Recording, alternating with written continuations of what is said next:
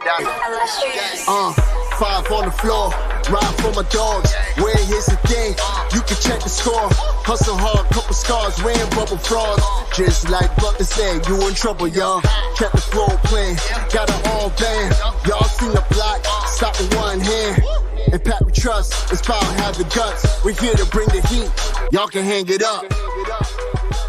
Welcome to Five on the Floor, a daily insider show on the Miami Heat and the NBA, featuring Ethan Skolnick, Greg Sylvander, and Alex Toledo, plus others from the 5 Reasons Sports Network. Welcome back to another episode of Five on the Floor Live. I am your host, Greg Sylvander. We are excited to break down Miami's first victory of the season. They beat the Toronto Raptors 112-109. Before I get into the floor plan and discuss our panel of co-hosts, I want to tell you about a great sponsor of the 5 Reasons Sports Network and this post-game show in particular, and that is Aggressive Insurance. They are an insurance broker agency that has been servicing South Florida for over 15 years. They offer auto insurance, homeowners insurance, condo insurance, life insurance, retirement programs, free notary service that comes in the clutch. They represent all kinds of different insurance carriers in South Florida. Bad driving record, no problem. Driver refused. No driver is refused. Free phone quotes as well. This is insurancebylynette.com. You can find her on Instagram, Facebook, and Twitter. Again, insurancebylynette.com. Check her out. Friend of the program, indeed. And 954-589-8800 is the telephone number to get in touch. All right, so tonight's floor plan, we are going to dissect the Miami Heat's first victory of the season. With me to do so is your resident host of the host of our Before Floor pregame show. That is Jonathan Ramlakan. We also have our Paces and Spaces extraordinaire, as well as doing all kinds of great NBA content for 5 Reasons Sports Network, and that is Marco Romo. And then you can follow these dudes. Jonathan is at 3-Piece Combo. Marco Romo is at Marco_Romo until he changes it next month. And then we also have a guest that I am super excited to have along for the show because we definitely are on the same wavelength on so many tips. And that is Kenny Spence of Miami Heat Beat. Welcome to the program, sir. We are glad to have you. I'm glad to be here, man. Shout out to Miami Heat Beat, first of all. We're partnering with 5 Reasons this year, so I'm over here to talk Heat. You probably see me terrorizing social media with stuff 24/7. That's cool too, but I'm going to throw it back to Greg because this is his thing. So let's go. For sure. No, it's good to hear your voice, and we are definitely going to dive into some of the depths of Heat Twitter if we can squeeze it in here. But, truthfully, I think Heat fans needed this victory. This was one that after the first 2 losses at home, you felt like you had to have it. Jonathan, I'm going to start with you. Primary takeaways from this game. I kind of want to lean in a little bit more on Kyle Lowry's performance because that's been such a key focal point for everybody. And then just anything else that jumped off the page to you from this game that Miami squeaked out a victory, even though it felt like it was not this close throughout the majority of the game. Yeah, Kyle Lowry was just controlling the pace tonight. Early on, he was hitting the threes without hesitating. He was just spotting up, taking the shots, not looking for somebody, not letting the defender get close, just taking the shots. Later in the game, we just saw him break the defense down, especially when it came early in that fourth quarter, finding Bam for the lob, and then the cross-court pass to Max Strus to the other corner. That was a very nice pass. Pretty underrated for him to get that 3, especially since Toronto had just cut it down to 6 as well. So that was a big 3 for us as well. Jimmy Butler did a really good job getting to the free throw line. I think that was a good job that everybody did tonight, was just attacking, drawing fouls from Toronto, because that created a lot of havoc. I mean, you had Fred VanVleet with 5 fouls in the third quarter, and we were just getting free throw line after free throw line over and over again. So that was really strong. And I liked what I saw from Tyler Hero. Early in the game, his penetration caused a lot of havoc for Toronto defense, and they had to help. And that helped cause him to just do a lot of nice things. We talked about the Bam and Hero pick and roll. It worked wonders tonight every time they went to it. And he was also able to find a nice outlet for Max 3. He was able to find Jimmy for a 3 as well. He was doing a lot of different things. I loved what I saw from Tyler. It was a great game overall, and shout out to the bench. The bench held up their part, and they definitely outplayed Toronto's bench. Listen, this is a key thing with Tyler Hero. Last year he was getting 3.5 free throws a game. He's gotten 4 free throws in one game, 5 of 5 tonight. I feel like he can build on that. He's finishing like a grown man these days, and I think that that's huge. I also was very interested. This was a team that I thought Miami could probably get away with playing small against, and they were able to do so in that. Bear with me as I'm finding the statistic here. They out rebounded them 44-37, and that's been another hot button topic. Like, can you play this small, not get hurt on the boards? Marco, what adjustments did you see the Heat make to maybe keep guys closer to the rim? I mean, when you look at the distribution of rebounding, Tyler had 8, Bam had 7. You got 7 from Gabe Vincent. So you got guys that are kind of rebounding above their size, which is something we thought they had to do. But did you see anything in particular they did differently that allowed them to keep the advantage on the offensive glass and rebounding in total tonight? Honestly, is activity, putting bodies on bodies. Spo always talks about putting bodies on body. Pat Riley, I know he probably said the same thing. It was honestly them flying around more. They were finding a guy to block out a lot more. I noticed Gabe had a really big rebound late in the game. I think he had there was a contested 3. He blocked out, I think it was either Precious or Pascal. That's the kind of stuff you need. Like PJ Tucker was doing that all last year. They need to learn from that. Like Caleb Martin, he can be that guy. I know he loves physicality. I mean, after tonight, he loves physicality. So we need to see that kind of physicality throughout the season, especially for guys being so undersized. So that's the kind of adjustments you want to see them kind of build on. It wasn't the prettiest thing, but you kind of want to build off of that. Yeah, and talk about building off of that. Max Strus is starting to build quite the early season resume coming off the bench. He's kind of filling that 6-man role that I thought a lot of us conceptualized Depot taking.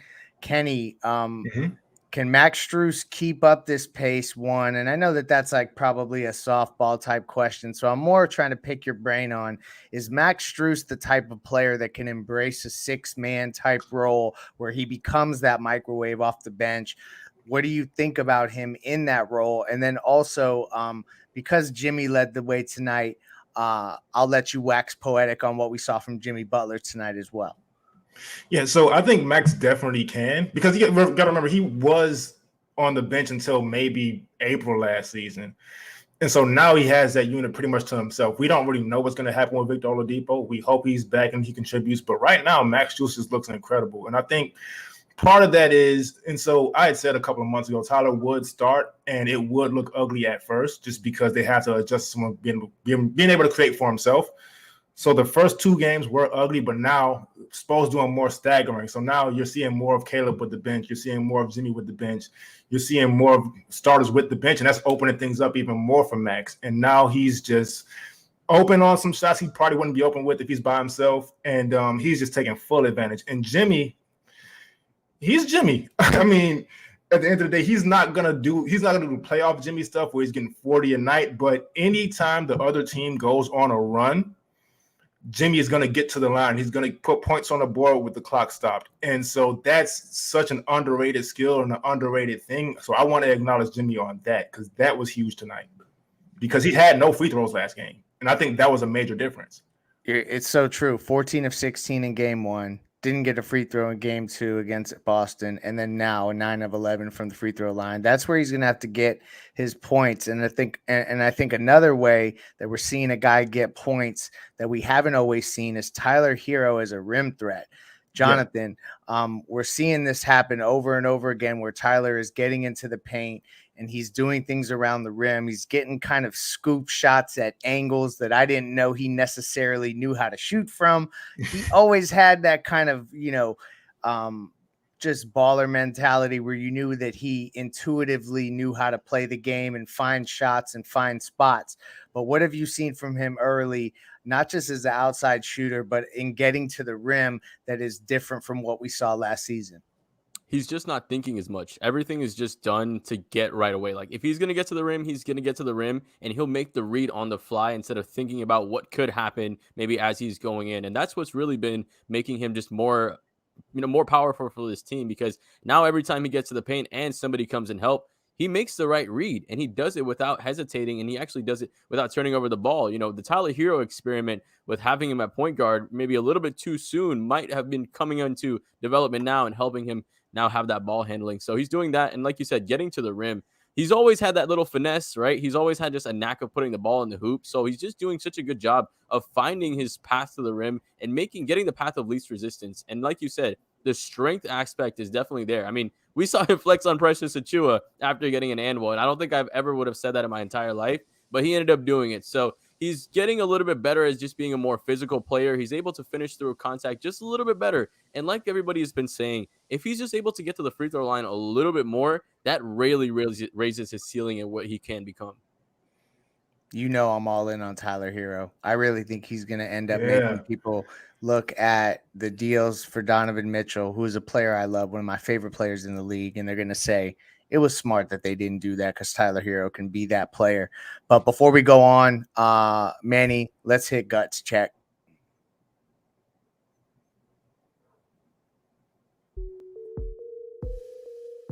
I think everybody needs to get a grip. You got to stay together if you got the guts and you don't find the first door and run out of it. There are no obstacles. There's no obstacles. All there are accusations and opinions. We have done this since 1995. We'll find out what we're made of here if you got the guts. This is Guts Check with Greg Sylvander.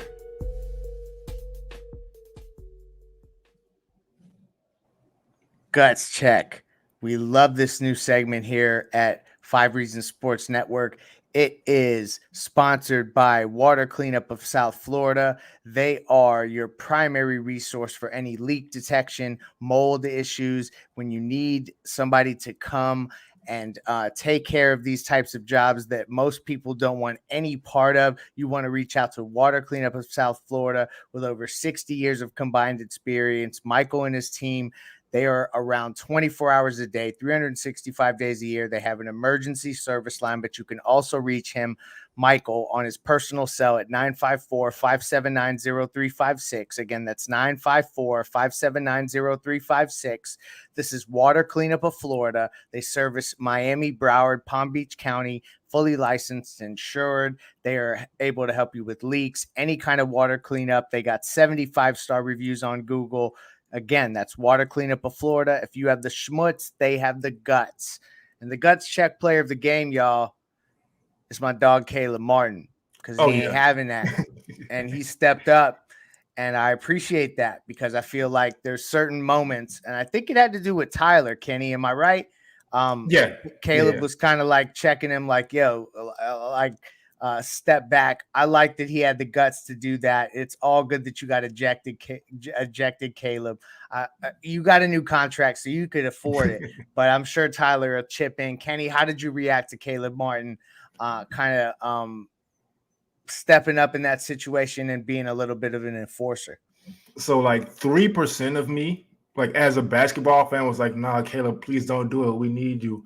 But the other 97%, as a Miami Heat fan and Liberty City native, I love to see the violence. But this is what this team is about.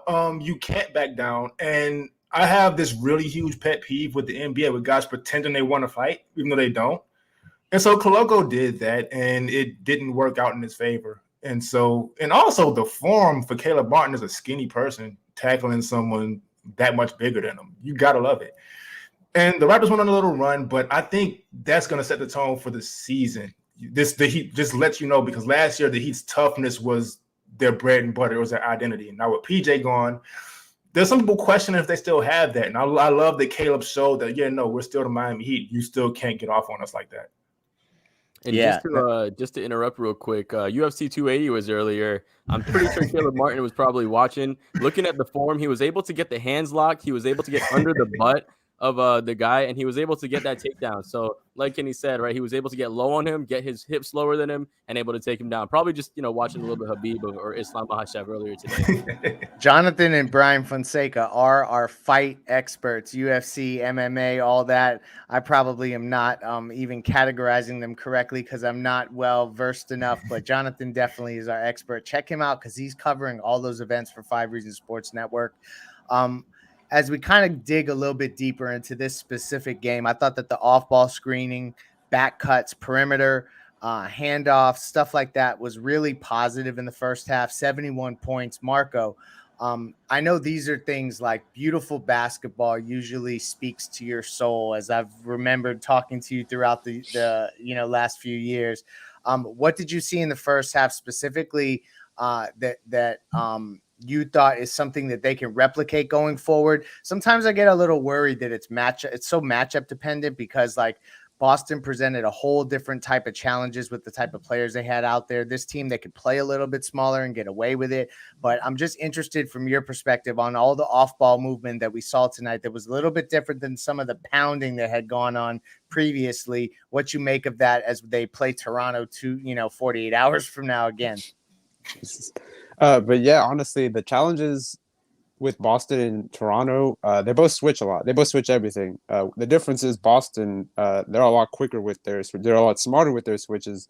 Toronto can be a little more, they're a little more hesitant. They're not quite as well-oiled machine as Boston is, but they're still a tough matchup because Miami, the past, I guess, 2 years, they really had a hard time scoring on Toronto. But tonight it was pretty easy in that first half. I love the read and react stuff they did in that first half. There was a lot of quick action, quick dribble. Caleb Martin caught it. Somebody was closing out on him. I'm going to attack the paint. I'm either going to kick this out to Gabe, Kyle, or whoever. And Kyle was doing the same thing. Kyle was actually getting a foot in the paint. Gabe was getting a foot in the paint. Tyler Hero. All the guys were reading and reacting really fast. A lot of good dribble drives from everybody pretty much outside of Bam. But Bam's not really on the perimeter. He's out on the inside trying to man the inside. So honestly, I love that kind of stuff. It's a lot of you have 2 seconds to react. What the Utah Jazz did that got them like 50 wins every damn year was they would catch the ball immediately. It would either be a shot, a pass, or just anything that wasn't dribble. That's the kind of stuff that Greg Popovich has taught all his coaching tree stuff. Is everybody needs to play that way for at least in the regular season, because in the playoffs that stuff kind of gets bogged down. But in the playoffs, you need to play fast, at least play with pace. That's Eric Spoelstra's number one thing, pace, and that's what we saw in the first half. The second half was a little muddier, but I think they built up enough of equity to kind of get away with it for a bit. They're gonna have to learn from that. So honestly, I love that first half. Maybe they can build off of that, but I love the read and react stuff. Yeah, no, and you're right. Like in terms of that, they probably let the foot off the gas pedal. That's why Toronto got back in that game. If they had continued on that way, they were thoroughly outplaying Toronto up until Kenny. Though this is funny, like the way that Spo now 2 games in a row is kind of shelving the bench unit, and all the depth we've been talking about ain't happening. Even like Dwayne Dedman in his 12 minutes, I'm trying to rack my brain on how can we eliminate those 12 minutes from taking place even. So like they're going to play Toronto again in 2 days or less than 2 days. It's Monday night. So do you think that he goes deeper into the bench in the next game in an effort to kind of get a different look against this team, or he just needs to go deeper in the bench by virtue of these guys are tired, or he needs to switch up? What is your like as you look forward, do you see him switching anything up, or is it stat quo and we're going to see these same 9 guys play come Monday? So I think he may not have a choice because, again, I love what Caleb did. I love it, but I think the league may give him a game off for that. And so we may see, good point, hopefully some Jovic. He opens some stuff up for them. He can take on some of the ball handling. Defense, he's good at what he does, but he's probably not as versatile yet. But I want to see him get a couple of minutes because the Dedman minutes have looked pretty bad. I do have to be honest about that. And so I would like to see him get a shot. And I'm not sure of Yurt's health, but if he's available, I think he'll end up taking those Dedman minutes anyway. It was really I think a good thing that they got this victory. It's hard to beat the same team twice. But Yeah. man, if they do that, it's going to be a really good springboard for them on this West Coast trip. I guess, Jonathan, I'll come to you here. As you look at the next matchup and then heading out west, are you worried at all that this team could fall in a hole early that they can't get out of? I hate to go in a negative direction, but I just kind of want to think about the implications of getting this next one against Toronto, because you didn't expect to drop both of the first two, I don't think, at home. A 4-game homestand to start the season is supposed to be like a gift to some degree, no matter who's on the schedule. And so to leave that 1-3 or 0-4 is no bueno. 2-2, you feel like you can salvage. How do you feel like they are approaching that? Is that something that they you think are even considering as they head out on the road, or am I just being a fan trying to create a narrative? Because I've been known to do so. Honestly, I can see why being 1-3 would be alarming. Like, there's definitely some problems with this team. Like, Toronto tonight showed that if you can beat the initial defender, you have to help off of that, and we have to scramble. Now, the good thing is we have two of the best help defenders in Bam Adebayo and Jimmy Butler. But the point of attack defense and us having to overhelp is leaving threes after threes after threes. And we saw that was what allowed Toronto to come back tonight. So there's stuff on this team that we only have a small margin of error for beating really good teams. Like, I think Gad's the one that tweeted that, so I definitely want to give him credit on that. Yeah. So, like, we have to make sure that everything is played to the T. Is this, if we lose the next game, is it too big of a hole to dig out of? No, it's definitely not. There's always going to be some variance to the beginning of the season. Obviously, the Heat haven't had that variance. We've usually started off the season pretty strong. But I think if we go 1-3, we don't need to overreact. We definitely need to react, assess the issues, see what's going wrong, see what changes we need to make as is lineups, transactions, whatever, and then to go forward, right? But I think to overreact from going 1-3, there's not something we can't get out of. And to that point about them just basically being in a situation where they can really capitalize going forward, I think that this next game is another opportunity for them against a team that switches a lot, for them to keep getting more comfortable with it. Tyler Hero was a little under projection. I think he was at 19.5 on Prize Picks. So I told everyone go over before pregame. I would have given you bad advice. Don't take my gambling advice. But the official daily fantasy sponsor of this post-game show on 5 Reasons Sports Network is Prize Picks. Use the code 5, F-I-V-E. That'll double your initial deposit up to $100. Go to prizepicks.com. They have a dope desktop app to use, all kinds of different ways to look at trends and different things like that for your over and under picks, but also a great app right on your phone. You just choose your favorite stars, choose their over and under on props. You can stack players together, do flex plays, power plays, use the code 5. That'll double your initial deposit up to $100, but don't always take my advice. Every once in a while I go on a run, but for the most part, don't. But I'm saying tomorrow, if Tyler Hero is back at 19.5, go over on Tyler Hero on Monday against Toronto. There's your free bad Prize Picks advice. All right, let's close up here by going through some comments. John, what was that, Jonathan? I was saying, so go under for Tyler Hero in the next game. There you go. Exactly. Go directly opposite of what I said. We're going to close the show here with going through some comments from our YouTube viewers. We appreciate you guys hanging with us post game. So we're going to read these and then rapid fire go through them. Kenny, you can do the honors here. We hope that our great producer, Manny Chang, will give us questions and not just comments. But if it's a comment you want to go off on, feel free to do that as well. All right. Yeah, so this one right here, Bam has no advantage tonight. This is when I expect him to shoot. I'm cool with Bam scoring more, but I think in some situations he doesn't necessarily have to. In this case, the offense looked fine with him not quote unquote being aggressive. And so it's cool. He got some lobs. He's not gonna. I know he said he wants to take 18 shots. That's not gonna happen every single night. And I think he contributes to so much other stuff. I'm perfectly fine with that, honestly. Oh, we got one. We appreciate the donation. Marco Romo, this one is all yours. Ooh, all right. Shout out to Jason for the $4.99 dono. Bam, it's basically the same as last year. Do you think we finally seen a ceiling? Nope. Nope. Greg, you already know that's a no. That's a hell no. That question should have came to me. His nickname is No Ceiling for a reason. Y'all need to just wait and see. Stop with the dumpster juice thinking about Bam Adebayo having a ceiling. Next question. Wait, hold on. I want to address the Heat's offense around Bam. It doesn't maximize him. There's a lot of blame to go around. You can blame Bam. The roster is not constructed to suit, his strengths. They're kind of working around him instead of working for him. So it's really it'll get better once it really comes to just be Tyler and Bam's team in the future. So hopefully, we'll see that soon enough. It looks like we got a lot of comments, so we'll just go off the cuff on some of these comments here. We just want to involve and interact with our YouTube viewers. So here's another one. Jonathan, I'll cue it up for you. This comes from Lando de Wind. I'm doing my best on that pronunciation. Maybe we should sprinkle in some Jovic bench minutes over Dedmon. This guy is just a walking foul without offering much else at the moment. I co-signed that. Jonathan, do you co-sign some Jovic minutes?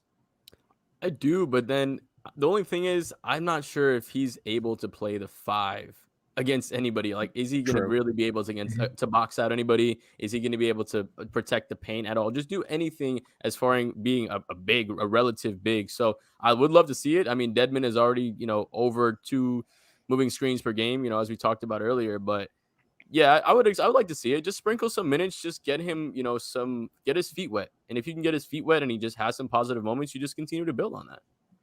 Okay, so I think my homie Alphonse Sidney is in the comments, and he said this chat looks like the Heat lost. I agree. Yo, we just won tonight. Let me just take a page out of his book as we close here. Heat win, Heat win, Heat win. Don't forget, y'all, the Heat won. The season is not over. Forget about these fools talking about that it's already over before it started, and they told you so. That stuff is dumpster juice. Relax. We got this. Don't listen to the garbage. We're going to be fine. And if we're not fine, we'll make trades to be fine. Okay. But we got the victory tonight. Thank you for joining us. Kenny, thank you for sitting in for Miami Heat Beat. We will be back on Sunday on 5 on the Floor with a regular podcast going straight to the feed, and then 5 on the Floor live and all of the broadcasts related to the game on Monday. So check us then. Thank you for joining us, and good night.